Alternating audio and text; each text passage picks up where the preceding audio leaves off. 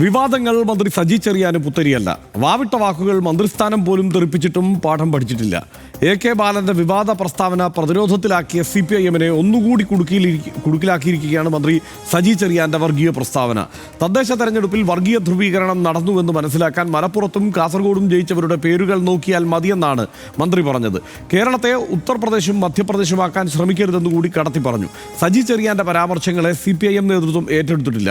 പ്രസ്താവന ഇപ്പോൾ ഒപ്പമുള്ള ന്യൂനപക്ഷങ്ങളെ കൂടി ഇടതുമുന്നണിയിൽ നിന്ന് അകറ്റുമോ തിരിഞ്ഞുകൊത്തുമോ വർഗീയ പ്രസ്താവന എന്നൊക്കെ പരിശോധിക്കാം. തീപ്പൊരി കാത്തിരുന്നവർക്ക് തീപ്പന്തം എറിഞ്ഞു കൊടുക്കുകയായിരുന്നോ ചെയ്തത്?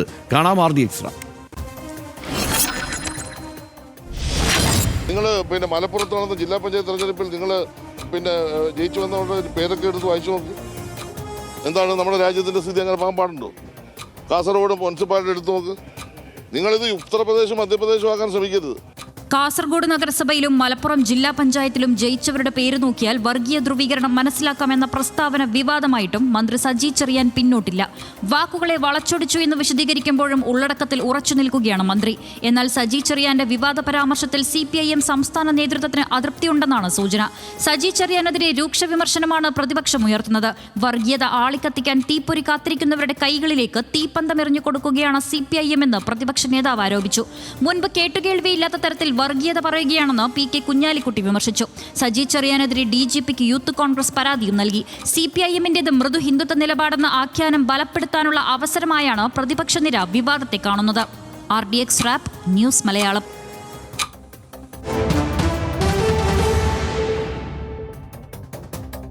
കടുത്ത വിമർശനം ഉയർന്നിട്ടും പരാമർശം തിരുത്താതെ വിശദീകരണവുമായി മന്ത്രി സജി ചെറിയാൻ രംഗത്തെത്തി. താൻ മതേതരവാദിയാണെന്നും മാധ്യമങ്ങൾ തന്റെ പരാമർശം വളച്ചൊടിച്ചുവെന്നും സജി ചെറിയാൻ ആരോപിച്ചു. പ്രതിഷേധിക്കേണ്ടതായ പ്രസ്താവന നടത്തിയിട്ടില്ല.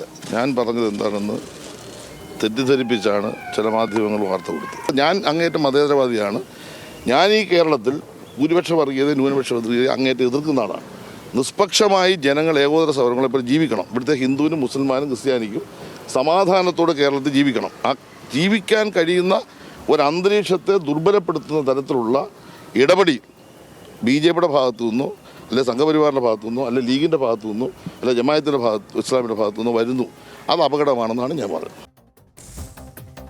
മുസ്ലിം ലീഗ് ജയിച്ചത് വർഗീയ വോട്ട് കൊണ്ടാണോ എന്ന് മാധ്യമപ്രവർത്തകർ എടുത്തു ചോദിച്ചപ്പോൾ സജി ചെറിയാൻ ക്ഷുഭിതനായി.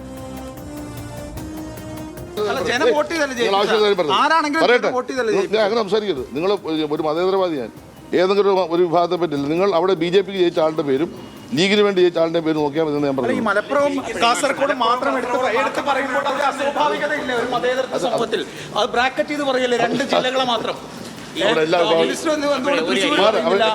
എറണാകുളം പറയുന്നില്ല. മലപ്പുറം കാസർഗോഡും വരുമ്പോൾ ഒരു വിഭാഗത്തെ ടാർഗറ്റ് ചെയ്യുന്ന പരിപാടിയല്ലേ.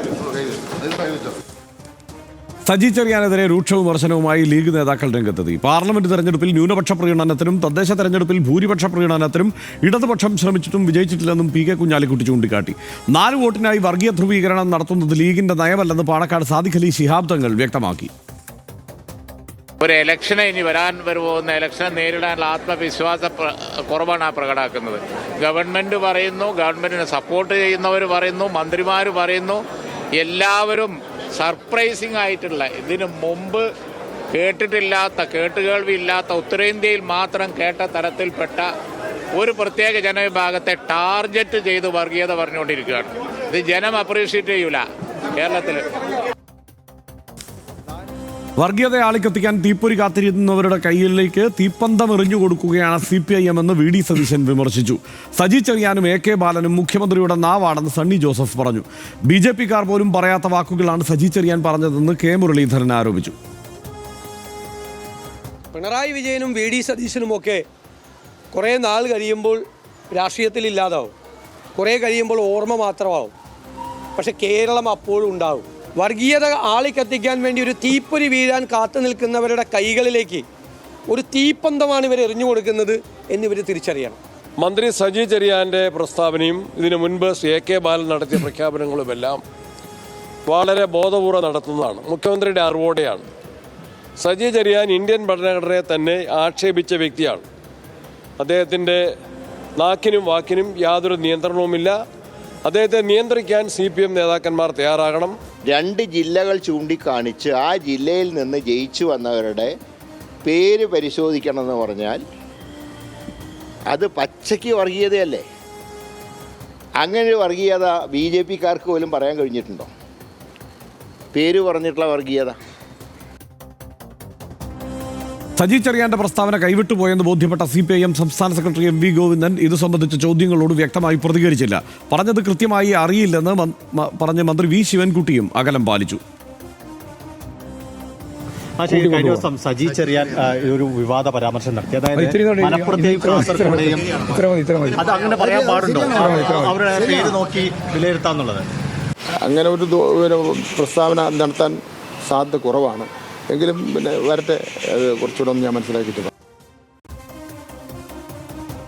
സനീഷ്, ഇതിപ്പോൾ ഈ അതിൻ്റെ ഡേറ്റയിലേക്ക് കൂടി ചില വിവരങ്ങളിലേക്ക് കൂടി പോയതിനു ശേഷം നമുക്ക് അതിലേക്ക് വരാം. മന്ത്രിസ്ഥാനം തെറിച്ച ഒരു വിവാദം നേരത്തെ ഉണ്ടായിരുന്നു. ജനങ്ങളെ കൊള്ളയടിക്കാൻ അനുയോജ്യമായതാണ് ഇന്ത്യൻ ഭരണഘടനയെന്ന് സജി ചെറിയാൻ എന്ന് പറഞ്ഞു. മതേതരത്വം ജനാധിപത്യം പോലെ കുന്തവും കുടച്ചക്രവുമാണ് എഴുതി വച്ചിരിക്കുന്നത്. തൊഴിലാളികളെ ചൂഷണം ചെയ്യാൻ ഭരണഘടന സഹായിക്കുന്നു. ബ്രിട്ടീഷുകാർ പറഞ്ഞുകൊടുത്ത ഭരണഘടന ഇന്ത്യക്കാരൻ എഴുതി വച്ചെന്നും സജി ചെറിയാൻ അന്ന് വിമർശിച്ചിരുന്നു. വിവാദങ്ങളുടെ തോഴനാണ് അദ്ദേഹം. കേരളയിൽ വിരുദ്ധ സമരത്തിൽ പങ്കെടുത്തവർ തീവ്രവാദ സംഘടനകളിൽപ്പെട്ടവരാണ് എന്നുള്ള ആരോപണം ഇതുപോലെ നേരത്തെ വിവാദമായതാണ്. തീവ്രവാദ സംഘടനകളുടെ സഹായത്തോടെ ആളുകളെ ഇളക്കി വിടുകയാണ് സിൽവർ ലൈൻ വിരുദ്ധ സമരക്കാർ. നല്ല ചില്ലറ വാങ്ങിയിട്ടാണ് എന്നൊക്കെ ചാനൽ ചർച്ചകളിൽ അദ്ദേഹം പദ്ധതിയെ വിമർശിക്കുന്നവർക്കെതിരെ പറഞ്ഞു. സിൽവർ ലൈനിന് ബഫർ സോൺ ഇല്ലെന്ന സജി ചെറിയാൻ്റെ പ്രസ്താവനയും വിവാദമായിരുന്നു. 10ാം ക്ലാസ് പാസ്സായ നല്ലൊരു ശതമാനം കുട്ടികൾക്കും എഴുതാനും വായിക്കാനും അറിയില്ല എന്ന പ്രസ്താവനയും വിവാദമായി. സജി ചെറിയാൻ്റെ പ്രസ്താവന സർക്കാരിൻ്റെ നിലപാടല്ലെന്ന് പിന്നീട് V ശിവൻകുട്ടി വിശദീകരിക്കുകയും ചെയ്തു.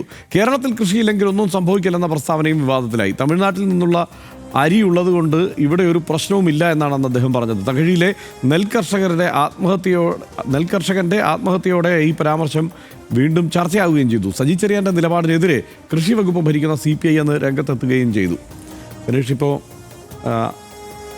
ഈ കാര്യങ്ങൾ വ്യക്തതയോടെ പറഞ്ഞവതരിപ്പിക്കാൻ കഴിയുക എന്നത് ഒരു രാഷ്ട്രീയ പ്രവർത്തകനെ സംബന്ധിച്ചിടത്തോളം ഏറ്റവും അനിവാര്യമായി വേണ്ട സംഗതിയാണ്. പലപ്പോഴും ഇതിപ്പോൾ സ്വാഭാവികമായും ഇതിനെ വിശദീകരിക്കുക ലീഗിനെതിരെയുള്ള നിലപാടായിരുന്നു എന്നായിരിക്കും ഇനി വൈകാതെ പറയുക.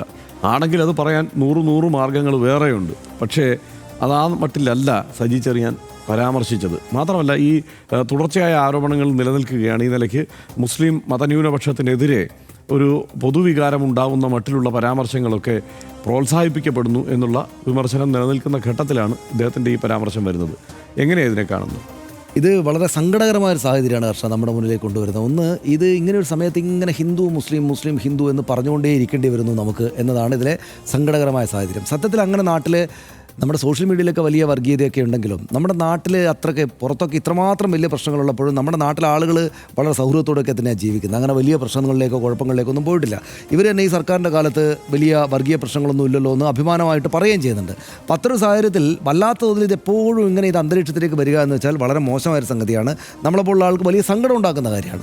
ഇപ്പോൾ AK ബാലൻ വന്നിട്ട് ഒരു കാര്യമില്ലാതെ മാറാട് കലാപത്തെ വലിച്ചിഴച്ച് എന്തൊക്കെയോ പറഞ്ഞ് വലിയ ബഹളമൊക്കെ ആയിട്ട് പിറ്റേന്ന് വലിയ കുഴപ്പമായപ്പോൾ ഒരു ഖുർആൻ എടുത്ത് വന്നിട്ട് മറ്റെന്തൊക്കെയോ പറഞ്ഞ് വെറുതെ ആ ഒരു കാര്യമില്ലാതെ കാലുഷ്യവും ആശയക്കുഴപ്പവും ഉണ്ടാക്കിയിട്ട് അങ്ങോട്ട് പോയി. അപ്പോൾ ഇവരെയൊക്കെ ഡിഫെൻഡ് ചെയ്യേണ്ട ഉത്തരവാദിത്തമുള്ള അതുകൊണ്ട് സ്വാഭാവികമായിട്ട് ഈ വിഷയം ഈ ആവശ്യമില്ലാത്ത വിഷയമല്ലല്ലോ എന്ന് തോന്നലുള്ള ആളുകൾ പോലും പാർട്ടിക്ക് വേണ്ടിയിട്ട് നിഷേധിക്കാനും മറ്റും രംഗത്തേക്ക് വരിക. പിന്നീട് ഈ ചർച്ചകൾ ഉണ്ടാവുക. ഇങ്ങനെ സംഭവിക്കും. ഇതിപ്പോൾ ഈ സജി മന്ത്രി എന്ത് കാര്യമാണ് ഈ പറയുന്നത്? എന്തിനാണ് ഈ പറഞ്ഞത് നോക്കുക? 2 ജില്ലകളിലെ ആളുകളുടെ പേര് നോക്കിയാൽ മതി. എന്താ പേര്? അവിടുത്തെ മുസ്ലിം പേരുകാരാണ് അവിടെയെല്ലാം വിജയിച്ചിരിക്കുന്നത്. അതിലെന്താ കാര്യം? അതിലെന്താ കുഴപ്പം? മുസ്ലിം പേരുകാർ വിജയിച്ചാൽ എന്താ കുഴപ്പമുണ്ടോ? ഇവിടെ മറ്റു ചില മണ്ഡലങ്ങളെ ചൂണ്ടിക്കാട്ടി അവിടങ്ങളിലെല്ലാം കുറേ പേര് ഹിന്ദു പേരുകാരാണ് എന്ന് പറഞ്ഞാൽ അതെന്തെങ്കിലും സ്ഥാനം അങ്ങനെ പറയുന്നത് കൊണ്ട് എന്തെങ്കിലും കാര്യം സാധൂകരിക്കപ്പെടുന്നുണ്ടോ? മുസ്ലിം ലീഗ് മുസ്ലിങ്ങളെ മാത്രമായിട്ട് സ്ഥാനാർത്ഥികളായിട്ട് വെച്ചാൽ പോലും അതിനെന്താ കുഴപ്പമുള്ളത്? ഇതൊന്നും അത് സാധാരണമായിട്ടുള്ള കാര്യങ്ങളെ അസാധാരണമായിട്ട് അവതരിപ്പിച്ചിട്ട് ആകെപ്പാടെ പേടിപ്പിക്കുക. ഇപ്പോൾ ഇവർ തിരിച്ച് ഒരു കാര്യം ആലോചിച്ച് നോക്കും. അതായത് നിങ്ങൾ ആ CPMനെ നോക്കൂ, അതിൻ്റെ സംസ്ഥാന സെക്രട്ടറിമാരെ നോക്കൂ, എല്ലാവരും ഒരേ മതത്തിൽപ്പെട്ട ആളുകളല്ലേ. നാളെ ഒരാൾ ചോദിച്ചാൽ എന്ത് ചെയ്യും? ഇപ്പോൾ ഗോവിന്ദൻ എന്ന് പേരുള്ള ഒരാളാണ് അതിൻ്റെ സംസ്ഥാന സംസ്ഥാന സെക്രട്ടറി ആയിട്ടിരിക്കുന്നത്. ഇതിനു മുമ്പ് അവിടെ ബാലകൃഷ്ണൻ എന്ന പേരുള്ള ഒരാളായിരുന്നു സംസ്ഥാന സെക്രട്ടറി ആയിട്ടിരുന്നത്. അതിനു മുമ്പ് വിജയൻ എന്ന പേരുള്ള ഒരാളായിരുന്നു. അതിനു മുമ്പ് വീണ്ടും ഒരു ഗോവിന്ദ് എന്ന പേരുള്ള ഒരാളായിരുന്നു. അങ്ങനെ നമ്പൂതിരിപ്പാട് എന്ന് വരെ പേരുണ്ടായിരുന്ന ആളുകളുടെ ഒരു നീണ്ട ലിസ്റ്റല്ലേ ഈ പാർട്ടിയുടെ സംസ്ഥാന സെക്രട്ടറിമാരുടെ പേര് നോക്കൂ എന്ന് പറഞ്ഞ് ഒരാൾ ചോദിച്ചാൽ നമ്മൾ പെട്ടെന്ന് ശരിയാണല്ലോ, എല്ലാം ഹിന്ദു പേരുകാരാണ്, അതെന്തെങ്കിലും സ്ഥാപിക്കുന്നുണ്ടോ? അതുമാത്രമായിട്ട് ഇല്ലല്ലോ. അവരുടെ പാർട്ടിയുടെ ഐഡിയോളജിക്ക് വേണ്ടി നിൽക്കുന്ന കുറേ മനുഷ്യരുടെ കൂട്ടാണ്. അതിനെ ഈ നാട്ടിൽ സ്വാഭാവികമായിട്ടുള്ള പേരുകാരിലാണ് അവിടേക്ക് ആളുകൾ വരിക. അപ്പോൾ കാസർഗോഡും മലപ്പുറത്തും അല്ലെങ്കിൽ മറ്റേതെങ്കിലും ജില്ലകളിലും മുസ്ലിം പേരുകാരായിട്ടുള്ള ആളുകൾ വിജയിച്ചു എന്ന് വെച്ചാൽ എന്തെങ്കിലും അത്ഭുതമുണ്ടോ അതിനകത്ത്? മുസ്ലിം ലീഗ് എന്ന് പേരുള്ള ഒരു പാർട്ടിക്ക് മുസ്ലിങ്ങളായിട്ടുള്ള നേതാക്കളും സ്ഥാനാർത്ഥികളും ഒക്കെ ഉണ്ടാകുന്നതിന് എന്തെങ്കിലും അത്ഭുതമുണ്ടോ? ഇതിനെയൊക്കെ വേറിട്ട് കാണുന്നത് എന്തിനാണ്? മുസ്ലിം എന്ന് പറഞ്ഞാൽ എന്താ കുഴപ്പമാണോ? മുസ്ലിം പേരുള്ള ആളുകൾ, ഹിന്ദു എന്ന് പറഞ്ഞാൽ ആ പേരുള്ള ആളുകൾ എന്തെങ്കിലും കുഴപ്പമാണോ? ഇവരെല്ലാവരും കൂടെ ലീഗിനെയും BJP യെ സമീകരിക്കാൻ നടക്കുകയാണ്. അതെങ്ങനെയാണ്? BJP അവരുടെ അവരുടെ ഐഡിയോളജി തന്നെയും പറയുന്നത് ഹിന്ദുത്വ രാഷ്ട്രീയമാണ്. അവരുടെ ഐഡിയോളജി എല്ലാവർക്കും അറിയാം. RSS എന്ന് പറയുന്ന ഹിന്ദു മതമാണ് ലോകത്തിലെ ഏറ്റവും ശ്രേഷ്ഠമെന്നും ഈ രാജ്യം ആകപ്പാടെ ഹിന്ദുത്വത്തിൻ്റെ പേരിലാണ് എന്നും ഒക്കെ പറയുന്ന RSS ബാക്ക് ചെയ്യുന്ന ഒരു BJP ഹിന്ദുത്വ പാർട്ടിയാണത്. അവരുടെ മതത്തിൽപ്പെട്ട ആളുകൾക്ക് വേണ്ടി മാത്രമായിട്ട് സവിശേഷമായ ചില കാര്യങ്ങൾ ചെയ്തു കൊടുക്കാൻ വേണ്ടി നിൽക്കുന്നു. ഇവിടെ കേരളത്തിലെ പ്രത്യേകമായ സാഹചര്യം അവിടെ ഉള്ളതുകൊണ്ട് അത്തരം അഗ്രസീവായിട്ടുള്ള പ്രസ്താവനകളൊന്നും അവരുടെ ഭാഗത്തുനിന്നില്ലെങ്കിലും BJP അങ്ങനെ ഒരു മതാധിഷ്ഠിത എന്ന് വിളിക്കാവുന്ന ഒരു ഹിന്ദുത്വാധിഷ്ഠിത പാർട്ടിയാണ്. മുസ്ലിം ലീഗ് അങ്ങനെ ഏതെങ്കിലും തരത്തിൽ എവിടെയെങ്കിലും ലീഗുകാർക്ക് മാത്രമായിട്ട് എന്തെങ്കിലും വേണമെന്ന് പറഞ്ഞിട്ടുണ്ടോ? ലീഗുകാർക്ക് മാത്രമല്ല, മുസ്ലിങ്ങൾക്ക് വേണ്ടി മാത്രമായിട്ട് എന്തെങ്കിലും ചെയ്യണമെന്ന് എവിടെയെങ്കിലും പറഞ്ഞായിട്ട് കേട്ടിട്ടുണ്ടോ? നോക്കൂ, അവരുടെ പേരിൽ തന്നെ മുസ്ലിം എന്നുണ്ട്. പക്ഷേ അതൊരു മതേതര പാർട്ടിയായിട്ട് തന്നെ അങ്ങനെ കാണുന്ന ആളുകൾക്ക് അതിനുള്ള തെളിവുകൾ അവിടെയുണ്ട്. പക്ഷേ ഇനി പോട്ടെ, മുസ്ലിം ലീഗിനെ നമുക്ക് വർഗീയമാണ് എന്ന് ഒരു രാഷ്ട്രീയ ആരോപണത്തിൻ്റെ ഭാഗമായിട്ട് എതിർക്കണമെന്ന് വിചാരിക്കുക. മുസ്ലിം ലീഗ് വർഗീയ കാര്യങ്ങൾ നടത്തുന്നു എന്നാണ് രാഷ്ട്രീയ ആക്ഷേപമായിട്ട് ഉന്നയിക്കുന്നതെങ്കിൽ അത് അതിൻ്റെ ഭാഷയിൽ പറയണം. അല്ലാതെ ആ 2 ജില്ലകളിൽ ഉള്ള ആളുകൾ മുഴുവൻ ഇന്ന പേരുകാരാണ് എന്ന് പറയുന്നത് അങ്ങേയറ്റം ശരിയല്ലാത്ത കാര്യമാണ്. അത് മനസ്സിലാക്കാനുള്ള രാഷ്ട്രീയ വിദ്യാഭ്യാസമൊക്കെ സ്വാഭാവികമായിട്ടും സജി ചെറിയാൻ ഉണ്ടാകേണ്ടതാണ്. അദ്ദേഹത്തിൻ്റെ പാർട്ടിക്കാർക്ക് അതുള്ളതുകൊണ്ടായിരിക്കണം ഒരുപക്ഷെ ആരും അദ്ദേഹത്തെ സപ്പോർട്ട് ചെയ്ത് വരാത്തത്. പിന്നെ അങ്ങനെ അദ്ദേഹം പറയില്ലല്ലോ എന്നാണ് ശിവൻകുട്ടി പറഞ്ഞത്. അപ്പോൾ ഇത് കേട്ട ഉടനെ തന്നെ ഇത് പറഞ്ഞാൽ എന്താ കുഴപ്പം എന്ന് ചോദിക്കാവുന്നൊരു കാര്യമായിരുന്നെങ്കിൽ ശിവൻകുട്ടിയല്ല അദ്ദേഹം പറഞ്ഞു അതിനിപ്പോൾ എന്താ കുഴപ്പം ചോദിച്ചു തന്നെ. പക്ഷേ ഇത് പറഞ്ഞ് ഞാൻ കേട്ടിട്ടില്ല. അദ്ദേഹം അങ്ങനെ പറയില്ലല്ലോ എന്ന് പറയുന്നതിനർത്ഥം പറയാൻ പാടില്ലാത്തൊരു കാര്യമാണ് ഇതെന്നാണ്. ഈ തെരഞ്ഞെടുപ്പ് കാലത്ത് മറ്റൊരുപാട് കാര്യങ്ങൾ പറയണം. ഇമാതിരി ഈ UDFൻ്റെയും കോൺഗ്രസിൻ്റെയും മുസ്ലിം ലീഗിൻ്റെയും ഒക്കെ അവർ വർഗീയതയ്ക്ക് വേണ്ടി കൂട്ടുപിടിക്കുന്ന ആളുകളാണ്, അല്ലെങ്കിൽ BJP വർഗീയതക്കോ അല്ലെങ്കിൽ ഏതെങ്കിലും ഒരു വർഗീയതക്കോ എതിരായിട്ട് ശക്തമായ നിലപാട് സ്വീകരിക്കുന്നില്ല എന്നൊരു രാഷ്ട്രീയ വിമർശനം നിങ്ങൾക്കുണ്ടെങ്കിൽ രാഷ്ട്രീയ വിമർശനം പറയുന്ന ഭാഷയിൽ വേണം പറയാൻ. അല്ലാതെ വർഗീയതയെ എതിർക്കുന്നു എന്ന് പറഞ്ഞിട്ട് പിന്നെ വർഗീയമായിട്ടുള്ള പരാമർശങ്ങളിലേക്ക് വീണു പോകരുത്. അതെന്ത് വ്യത്യാസമാണ് എന്ന കാര്യം സജി ചെറിയാൻ പുസ്തകം വായിച്ചതോ അല്ലെങ്കിൽ മനുഷ്യരോട് ചോദിച്ചിട്ടോ പഠിക്കുകയാണ് വേണ്ടത്. 2 ജില്ലകളിലെ ആളുകൾ ഒരു കാര്യം ആദ്യം തന്നെ മനസ്സിലാക്കേണ്ടത്, ഈ ഒരു ജില്ലയിൽ ഏതെങ്കിലും ഒരു ജില്ലയിലോ ഏതെങ്കിലും ഒരു സ്ഥലത്തോ ഏതെങ്കിലും ഒരു പാർട്ടിയിലോ ഒരു പ്രത്യേക മതത്തിൽപ്പെട്ട മനുഷ്യർ മാത്രമാണ് വിജയിക്കുന്നത് എന്നതുകൊണ്ടൊന്നും അത് വർഗീയമാകില്ല. അവർ രാഷ്ട്രീയം പറയുന്നത് എന്താണെന്ന് ശ്രദ്ധിച്ചാൽ മതി. അതുകൊണ്ട് മാത്രമായിട്ടാകില്ല. ഈ പറയുന്ന കാസർഗോഡ് ജില്ലയിൽ മുസ്ലിം ലീഗ് വർഗീയമായിട്ട് കാര്യങ്ങൾ ഉപയോഗിച്ചിട്ടാണ് അവർക്ക് വിജയം ഉണ്ടാക്കിയത്. കാസർഗോഡ് ജില്ലയിലോ പാലക്കാട് ജില്ലയിലോ BJP വർഗീയമായിട്ട് അങ്ങനെയുള്ള കാര്യങ്ങൾ രാഷ്ട്രീയമായിട്ട് പറയാം. പക്ഷേ ഇത് രണ്ടും തമ്മിലുള്ള വ്യത്യാസം അദ്ദേഹത്തിന് മനസ്സിലാക്കേണ്ടതാണ്. അദ്ദേഹത്തിന് ഇനിയും മനസ്സിലാകുന്നില്ല എന്നാലും നമുക്ക് വിശദമായിട്ട് ഒന്നുകൂടെ പഠിച്ച് നമുക്ക് പറഞ്ഞു കൊടുക്കാമെന്നാണ് എനിക്ക് തോന്നുന്നത്. അല്ല, എനിക്ക് ഇതിനകത്ത് തോന്നിയിട്ടുള്ളത് ഇവരാരെങ്കിലും ഇപ്പോൾ ഇതിന് മുമ്പും വിമർശനമൊക്കെ ഉന്നയിച്ചിട്ടുള്ള ആളുകളൊക്കെ വർഗീയവാദികളൊന്നുമല്ല. പക്ഷേ അവർക്ക് ഈ വിഷയം ഉന്നയിക്കുന്നതിൽ പല പരിമിതികളുമുണ്ട്, അല്ലെങ്കിൽ അതിനെക്കുറിച്ചുള്ള ധാരണ പിശകുണ്ട് എന്ന് തന്നെയാണ് എനിക്ക് തോന്നിയിട്ടുള്ള ഒരു കാര്യം. കാരണം പ്രത്യേകിച്ച് മുസ്ലിം രാഷ്ട്രീയത്തെക്കുറിച്ച് വലിയ ധാരണയില്ലാത്തവരാണ് വലിയൊരു വിഭാഗം നേതാക്കന്മാരും, പ്രത്യേകിച്ച് CPM നേതാക്കന്മാർ എന്നുള്ള ആരോപണം മുമ്പേ എനിക്കുള്ളതാണ് സനീഷേ. കാരണം ഈ ഏതൊക്കെ സംഘടനകളാണ് മുസ്ലിം രാഷ്ട്രീയത്തിലുള്ളത് എന്നതും ആ സംഘടനകളുടെ ആശയപരമായ ഭിന്നത എന്താണ് എന്നുള്ളതും അവരിൽ ആരൊക്കെയാണ് തീവ്രവർഗീയ സ്വഭാവത്തോടെ പ്രവർത്തിക്കുന്നത് എന്നുള്ളത്, അല്ലെങ്കിൽ മതരാഷ്ട്രവാദികൾ ആരാണെന്ന് നോക്കിയുള്ളത് തൽക്കാലം പഠിച്ചു വരുന്നേ ഉള്ളൂ എന്നുള്ളതിൻ്റെ എല്ലാ കുഴപ്പങ്ങളും അവരിപ്പോൾ കാണിക്കുന്നുണ്ട്. പക്ഷേ അത് ആവർത്തിച്ച് പറയേണ്ട ഒരു രാഷ്ട്രീയ സാഹചര്യത്തിലേക്കൊക്കെ അവർ ചെന്നപ്പെടുകയും ചെയ്തു. ഇതിൻ്റെ എല്ലാം ഒരു വലിയ അങ്കലാപ്പാണ് യഥാർത്ഥത്തിൽ അവിടെ കാണുന്നത്. മാത്രമല്ല വാവിട്ട വാക്കല്ല ഇപ്പോഴും ഇദ്ദേഹത്തിൻ്റെ സജി ചെറിയാൻ്റെ ഭാഗത്തുനിന്ന് ഉണ്ടാവാറുണ്ട് എന്നുള്ളതും വാസ്തവമാണ്. അദ്ദേഹം ജനകീയ നേതാവൊക്കെയാണ്, ധാരാളം ആളുകളുടെ പിന്തുണയുള്ള നേതാവാണ്. ഇതൊക്കെ ആയിരിക്കുമ്പോഴും അദ്ദേഹത്തിൻ്റെ പ്രയോഗങ്ങൾ പലപ്പോഴും കൈ നിൽക്കുന്ന പ്രയോഗങ്ങളല്ല എന്നുള്ളതാണ് വലിയ പ്രശ്നം. ഇപ്പോൾ ഈ വിഷയത്തിൽ തന്നെ എനിക്ക് തോന്നുന്നത് ഇപ്പോൾ സാമുദായിക ധ്രുവീകരണം നടത്തുന്ന തരത്തിലാണ് മുസ്ലിം ലീഗ് പ്രവർത്തിക്കുന്നത് എന്നതാണ് ഇദ്ദേഹത്തിന് പറയേണ്ടതെങ്കിൽ അത് ഇതിനേക്കാൾ നല്ല വ്യക്തമായ ഭാഷയിൽ പണ്ട് വി ഡി സതീശൻ പറഞ്ഞിട്ടുണ്ട് 5ാം മന്ത്രിക്കാലത്ത്. സാമുദായിക ധ്രുവീകരണം ഉണ്ടാക്കുന്നു ലീഗ് എന്നുള്ളത്. അത് രമേശ് ചെന്നിത്തല പറഞ്ഞിട്ടുണ്ട്, ആര്യാടൻ മുഹമ്മദ് പറഞ്ഞിട്ടുണ്ട്. അത് കുറച്ചുകൂടെ കടുപ്പിച്ചുള്ള വർത്താനം ആര്യാടൻ മുഹമ്മദിൻ്റെ ആയിരുന്നു. വേണമെങ്കിൽ AK ആൻ്റണി വരെ പറഞ്ഞിട്ടുണ്ട്. പക്ഷേ അവർ പറഞ്ഞത് അവരാ സംവിധാനത്തിനകത്ത് നിന്നുകൊണ്ട് ആ വിമർശനം ഉന്നയിക്കേണ്ട ഭാഷയിൽ അത് ഉന്നയിക്കുകയാണ് ചെയ്തിട്ടുള്ളത്. രാഷ്ട്രീയ വിമർശനമാണ്. എന്തോ AK ആന്റണി കുറച്ച് കടന്നു. AK ആന്റണിയുടെ കടന്ന പ്രയോഗമായിരുന്നു. തീർച്ചയായിട്ടും AK ആന്റണിയുടെ കടന്ന പ്രയോഗമായിരുന്നു. നമ്മളത് പറയുകയും ചെയ്തതാണ്. അതിനുശേഷം എന്താ ഇപ്പോൾ സംഭവിക്കുന്നത്? ഈ ഏറ്റവും ഒടുവിൽ ഈ പുതിയ കാലത്ത് നമ്മൾ എടുത്തു നോക്കിയാൽ നേരിട്ട് വിമർശിക്കാവുന്ന കാര്യങ്ങൾ ലീഗിൻ്റെ ഭാഗത്തുനിന്ന് വന്നിട്ടുണ്ട്. വിമർശിക്കാവുന്ന 100% വിമർശിക്കാവുന്ന കാര്യങ്ങൾ. ഇപ്പോൾ പരലോകത്ത് ഹർഷിൻ്റെ തണലാണ് ഈ ഹരിത പതാക എന്ന് സാദിഖ് അലി ശിഹാബ് തങ്ങൾ പറയുമ്പോൾ അദ്ദേഹം പരശതം പള്ളികളുടെ ഖാളി കൂടിയാണെന്നുള്ളത് ഓർക്കണം. അങ്ങനെ ഒരാൾ അത് പറയുമ്പോൾ അദ്ദേഹം ഈ രാഷ്ട്രീയ പാർട്ടിയുടെ നേതാവായി കൂടിയിരിക്കുന്ന സാഹചര്യത്തിൽ ഇത് തമ്മിലുള്ള ഒരു കോൺഫ്ലിക്റ്റ് ഉണ്ട് അവിടെ. അതിന് കാരണം എന്താ വെച്ചാൽ ഇദ്ദേഹം ഒരു മത നേതാവായിരുന്നു കൊണ്ട് രാഷ്ട്രീയ വർത്തമാനം പറയുമ്പോൾ സ്വാഭാവികമായും അതിനെ ഏത് നിലയ്ക്കാണ് ഉൾക്കൊള്ളേണ്ടത്, അതിനെ വർഗീയമായ ഒരു മുതലെടുപ്പിന് വേണ്ടിയിട്ടുള്ള പരാമർശമായിട്ടാണോ മനസ്സിലാക്കേണ്ടത് എന്നുള്ള കൺഫ്യൂഷനൊക്കെ ഉണ്ട്. ആ കൺഫ്യൂഷൻ ഉണ്ട്, ആ കാര്യത്തിൽ സംശയമൊന്നുമില്ല. പക്ഷേ അത് പറയേണ്ടത് ഈ ഭാഷയിലാണോ ഈ പാർട്ടിയാണോ എന്നുള്ളത് CPM-ഉം CPM-ൻ്റെ നേതാക്കന്മാരും വിചാരിക്കണം. അദ്ദേഹം ആ നിലയ്ക്ക് മുതിർന്ന നേതാവാണ് പിന്നെ സജി ചെറിയാൻ. ഈ പരാമർശങ്ങൾ മാത്രമല്ല, ഇപ്പം നമ്മൾ സമീപകാലത്ത് എടുത്ത് നോക്കിക്കഴിഞ്ഞാൽ ഇപ്പോൾ തദ്ദേശ തെരഞ്ഞെടുപ്പിൻ്റെ സമയത്താണ് പള്ളിക്ക് തീയിട്ടു എന്ന് പറഞ്ഞിട്ടൊരു ലീഗിൻ്റെ സ്ഥാനാർത്ഥി തന്നെ ഒരു വനിതാ നേതാവ് ഇതുപോലെ വിളിച്ചു പറയുകയും അത് വ്യാപകമായി പ്രചരിക്കുകയൊക്കെ ചെയ്തു. വർഗീയമായ മുതലെടുപ്പ് തന്നെയാണ് അവിടെ ഉദ്ദേശം. ഇപ്പോൾ സിറാത്ത് പാലം കിടക്കണമെങ്കിൽ ഈ പറയുന്നത് പോലെ എന്താണ് ലീഗിന് വോട്ട് ചെയ്യണം എന്ന് പ്രചരിപ്പിക്കുന്നത് വർഗീയതയാണ്. അങ്ങനെ ലീഗിൻ്റെ നേതാക്കന്മാരും അണികളും വർഗീയമായ പ്രചാരണം നടത്തിയിട്ടുണ്ട് എന്നുള്ള കാര്യത്തിൽ ഒരു സംശയവുമില്ല. പലയിടത്തും പല കാലത്തും അതിനെ അതായി ചൂണ്ടിക്കാട്ടി പറയണം. അതിനു പകരം ഒരു ജില്ലയിൽ ജയിച്ചു വന്ന മുഴുവൻ പേരുടെയും പേര് നോക്കൂ എന്ന് പറയുന്നത് അത് BJP പറയുന്ന ഈ വർഗീയ പ്രചാരണത്തിനോട് ചേർന്ന് നിൽക്കുന്നതാണ്, ആ ഭാഷയോട് ചേർന്ന് നിൽക്കുന്നതാണ്.